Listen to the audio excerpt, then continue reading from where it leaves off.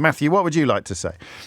I'd like to say, James, that I think the media, I don't want to get too personal because I don't want to direct it specifically towards you, but I think a lot of the media are being dishonourable themselves here. I think you're trying to use anything you can to get at Rishi Sunak, and I think it's dishonourable that you're trying to use the D-Day celebration to do it. I served myself. I did 2 tours of Afghanistan, so I think I have a voice here, and I think you're using it.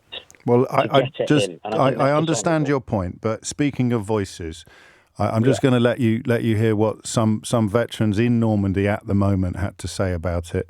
Of course. Earlier this morning. I've lost all faith in him because they're all our fallen. And you're getting upset about that? Yeah. And some of you were telling me earlier you're Conservatives normally, and does this upset you? This debacle yesterday, that was outrageous. Yeah. But, what can you do? It is what it is. And Tom, RAF veteran, what do you think? Well, I think he should have stopped there and saw the shore out. To leave a service early, I think, is very disrespectful, especially for our lost comrades, and the veterans who are at the service must feel a bit let down. I mean, it's just not on. Yeah. But I find that's quite a lot with many politicians because they haven't served in the armed forces, so they don't realise the consequences, loss that we feel. Okay. Therefore, I think what he did was very, very disrespectful. You put the other side of the argument, Matthew. Yeah, so, I mean, I think, no disrespect, but a lot of the media that are jumping all over I'm talking about them. I'm talking about them because what the media has done in this case is give them a voice.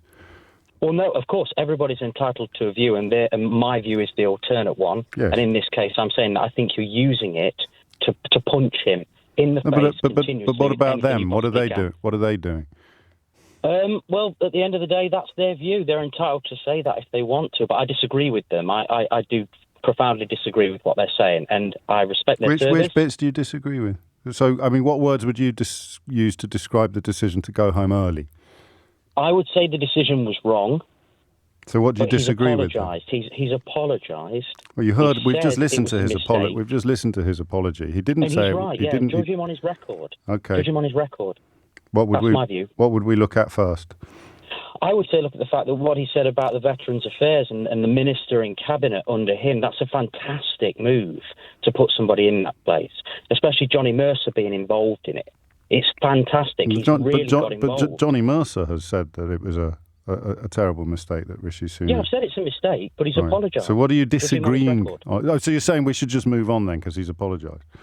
I'm saying you shouldn't continually pound him in the face continuously for the next 3 days over it or the next 24 hours. Why not? He's apologised, it's a mistake. Why not? We move on. Because he's apologised. No, but why not?